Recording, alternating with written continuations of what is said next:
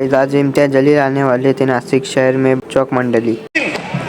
उन्हें दूसरे समाज के लोग भी मानते थे, लेकिन हमने विरोध जब किया। मैं दो चार पोजेस बना दूं क्या आपके सामने, तो फिर आप फोटोज ले लीजिएगा, मेरे जितने ले सकते हैं।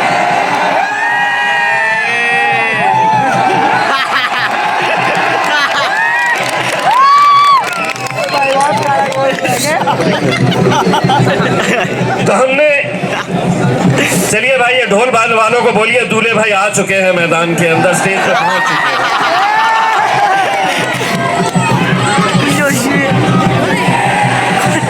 हैं। तो मैंने जब विरोध किया इसका, तो मुझे बहुत सारे लोगों ने गालियां दी। रात में 1-1 बजे 2-2 बजे मुझे परली से, बीड़ से लोग फोन करते, नौजवान फोन करते और कहते कि तू हमारे नेता का स्मारक का विरोध कर रहा है। मैंने विरोध क्यों किया था?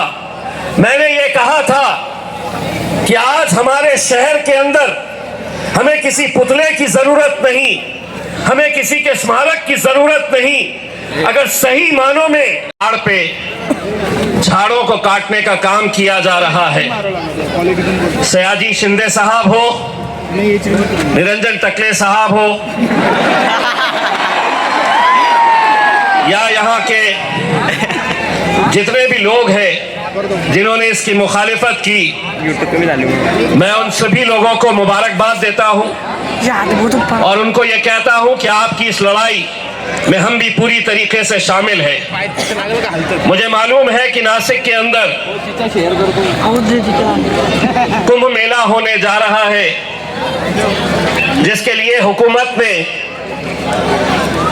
25,000 करोड़ रुपए का फंड, 25,000 करोड़ रुपए, ए बेटा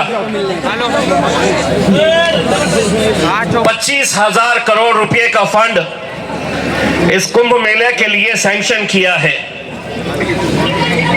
ठीक है, एक धार्मिक कार्य है, आपका उत्सव है, आपका फेस्टिवल है, आप मनाइए, लेकिन 25,000 करोड़ रुपए किसी एक धार्मिक कार्य के लिए खर्च करना, मैं इसे तमाम मेरे मीडिया के दोस्तों से ये अनुरोध करूंगा।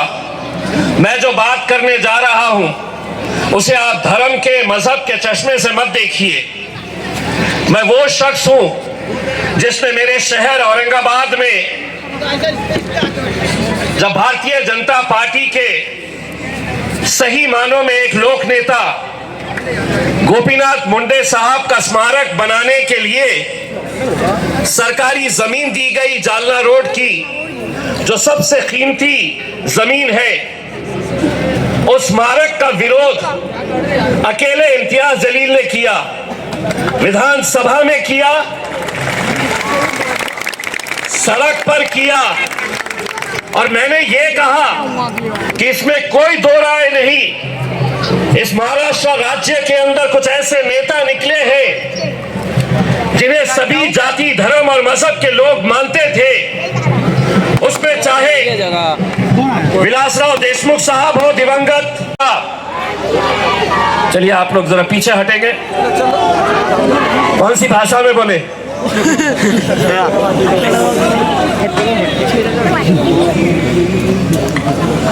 तो मुझे आज इस बात का फख्र है कि कोई नहीं सुन रहा था मुझे, और मेरी लड़ाई ये थी कि आज हमारे मुल्क में किसी इंसान के नाम के ऊपर, किसी जाति, धर्म और मजहब के नाम के ऊपर हम ऐसे ही पैसा नहीं लुटाना चाहिए। मैं अदालत गया और अदालत को यह कहा कि जिस जगह के ऊपर आप स्मारक बना रहे हैं वहां पर अस्पताल बनाइए। हाई कोर्ट ने उसको कबूल किया। आज से 6 महीने के बाद इंशाअल्लाह जिस जगह के ऊपर एक भारतीय जनता पार्टी के नेता का स्मारक, कितने अस्पताल बना सकते हैं? क्या कभी आपने इस बात के ऊपर गौर किया? और अगर आप 25,000 करोड़ रुपए कुंभ मेला के लिए दे रहे हैं तो तो 25 दिसंबर को क्रिसमस का त्योहार आ रहा है, 1000 करोड़ उन्हें भी दे दीजिएगा। दूसरे धर्म के त्योहार आ रहे हैं, उन्हें भी दे दीजिएगा। लेकिन अगर आप ये कहेंगे कि मैं मांग रहा हूं मेरे कौम के लिए, तो सुनिए, जिस पार्लियामेंट बच्चे बच्चियों ने पढ़ना नहीं तेरा मेरा रिश्ता क्या,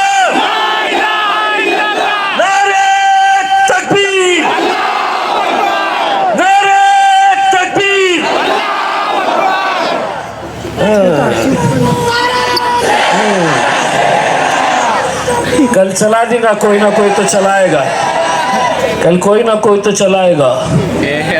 नौजवानों, इस मुल्क को अगर हमें आगे बढ़ाना है तो यकीन मानिए हमारे पास और कोई दूसरा रास्ता नहीं है। हमें तालीम हासिल करना होगा, हमें पढ़ाई के ऊपर ध्यान देने की जरूरत है। हम एक ऐसे दौर में रह रहे हैं जहां हर कोई हमें निशाना बनाए हुए है।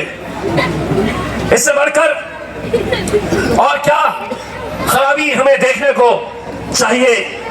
हर रोज हमारी मस्जिदों को निशाना बनाया जा रहा, हमारी दरगाहों को खत्म कर दिया जा रहा, गरीबों के घरों को बुलडोजर के जरिए हर रोज हम कहीं ना कहीं किसी न किसी राज्य के अंदर देखते हैं एक घर बनाने में जिंदगी गुजर जाती है, लेकिन कभी अतिक्रमण के नाम पर, कभी और कोई मुद्दा लेकर चंद ही मिनटों के अंदर वो आशियाने को, वो गरीबों का महल, छोटी सी झोपड़ी क्यों ना हो, उसे गिरा दी जा रही है।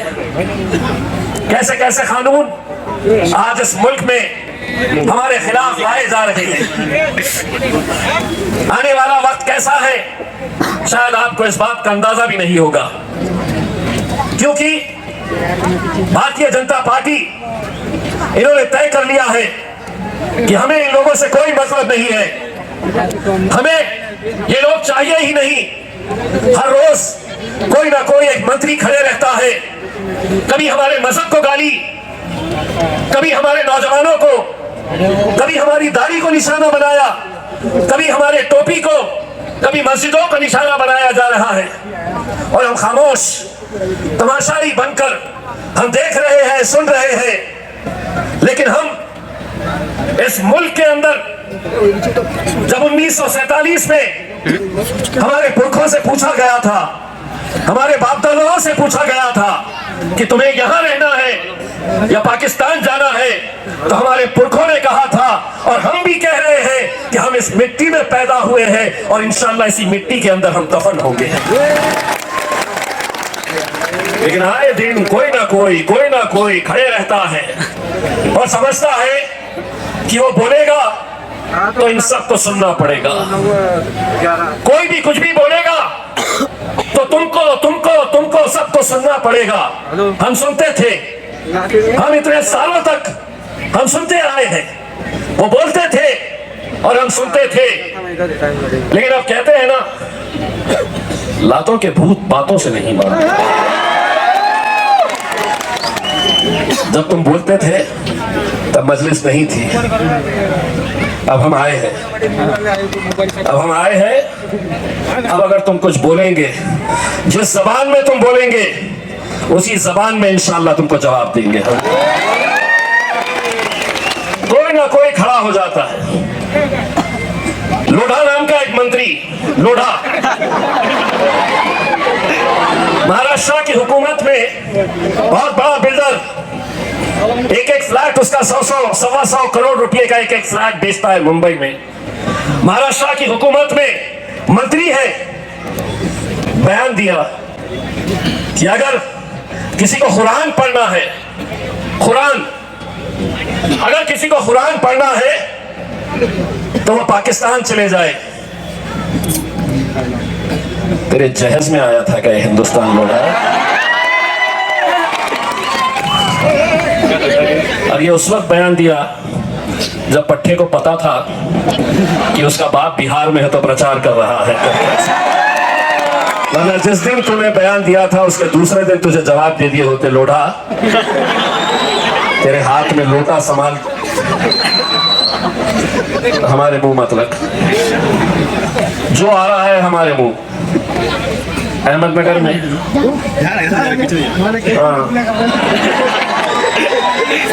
नींद में से उठे नहीं कि ये मीडिया वाले चले जा रहे हैं और उन्हें सोच रहा कि मैं कुछ भी बोल दूंगा तो, और दिन भर मीडिया चला रहा, आमदार ने ऐसा बोला, आमदार ने वैसा बोला।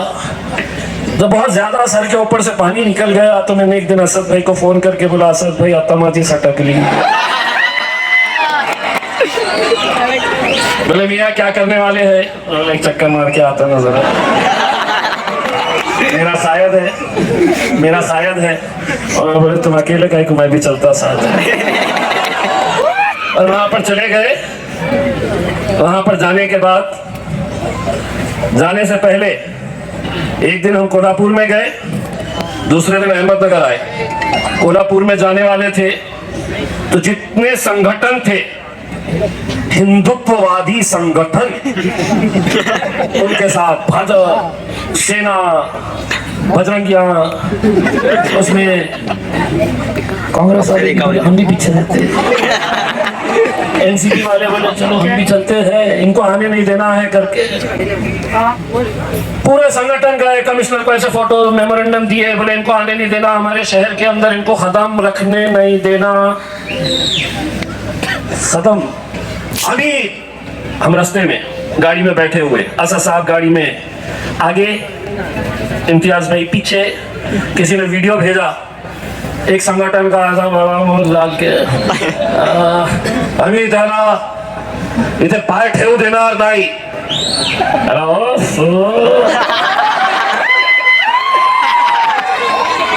आम्हाला पाय ठेवू देणार नाही। आम्ही तर दर शुक्रवारी, हम तो हर संडे को पाए।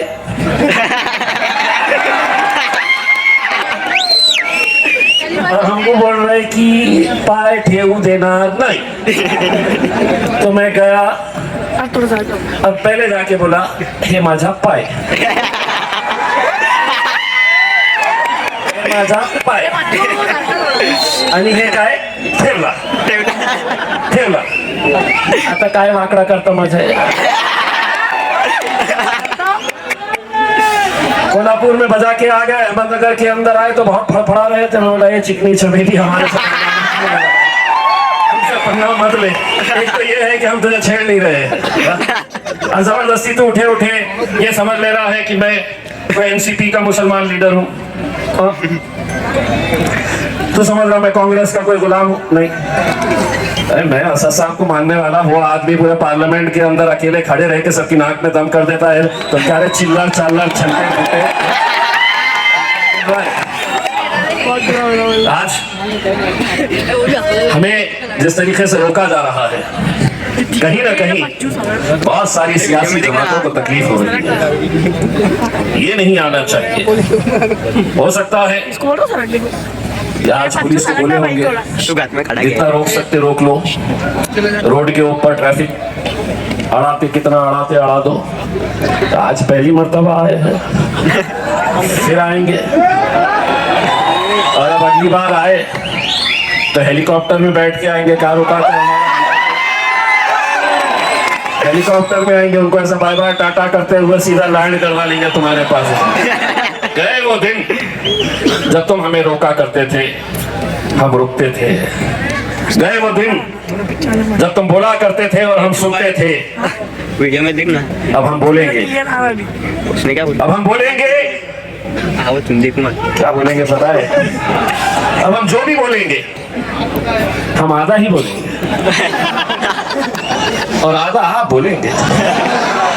क्या बोलेंगे अच्छी तरीके से समझ लो। हर जगह जाके अपन ऐसा ही बोलते हैं, परेशान है पूरे के पूरे, ये गठरा क्यों नहीं है, इस पे भड़काऊ भाषण का केस क्यों नहीं रजिस्टर हो रहा है। वो जो खड़े हुए हैं ना ऊपर ऐसा डंडू लेके भाषण देकर चला गया था, हम गटते ही नहीं। हमको मालूम है कितना बोलना है और कितना बोलने के ऊपर क्या होता है, हमको अच्छी तरह से पता है। इसीलिए आधा हम बोलते हैं और आधा ये बोलते हैं। अब कानून पुलिस वाले हैं, कानून सबूत मांगता है, हम सबूत देते ही नहीं है, तो आधा हम बोलेंगे। वो तमाम लोगों को मतलब ये नेता, वो नेता, महाराष्ट्र के 2-3 नेता और दिल्ली में बैठे उनके पप्पा, समझ गए ना किसके बारे में बोल रहा हूं? भाई और बहनों,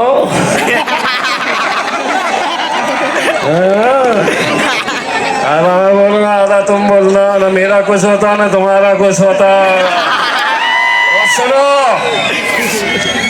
अच्छी तरह से सुन लो कि अब हम बोलेंगे और तुम्हारे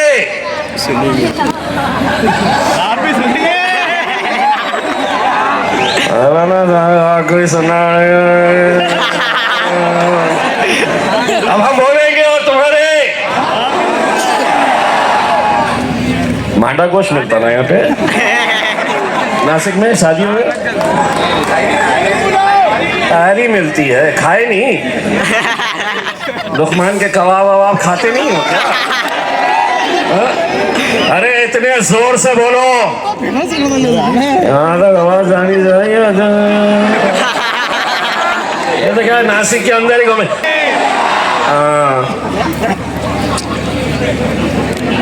मेरे भाई, आने वाले कुछ दिनों में महानगर पालिका के इलेक्शन डिक्लेयर होने वाले हैं। आप सभी को मुबारकबाद देता हूँ। मुबारकबाद किस बात के लिए? आपने वोट नहीं दिया, लेकिन आपने मजलिस को अपनी दुआओं में शामिल रखा, और वही दुआओं का नतीजा है कि बिहार में अल्हम्दुलिल्लाह हमने 5 सीटें एमएलए की जीत कर लेकर आए। सब कहते थे कि ये बिहार में क्यों आ रहे हैं। कांग्रेस के बड़े बड़े नेता कहते थे ये हैदराबाद की शेरवानी बिहार में क्यों आ रही है। राहुल बाबा ने कह दिया कि कौन यहां पर एमआईएम को वोट देने वाला है। ओवैसी बिहार में क्यों आ रहा है। जो कांग्रेस का और खास तौर से कांग्रेस के समाजवादी पार्टी के मुसलमान लीडरों को हमारे पीछे छोड़ा गया था, कहते थे कि ये हैदराबाद से क्यों आ रहे हैं। बोला तुम्हारे मम्मी इटली से आए थे, हम कुछ बोले थे? हमने कुछ नहीं बोले थे ना, आए थे इटली से। लेकिन हमारा भाई हैदराबाद से नहीं आ सकता। बस सारी तकलीफ यही है, सारी तकलीफ यही है कि जिस जमात के बारे में कहा जाता था कि ये हैदराबाद की एक जमात है, हैदराबाद तक ही रहेगी, आज अल्हम्दुलिल्लाह जब बिहार के छोटे छोटे से गांव में हम जाते हैं,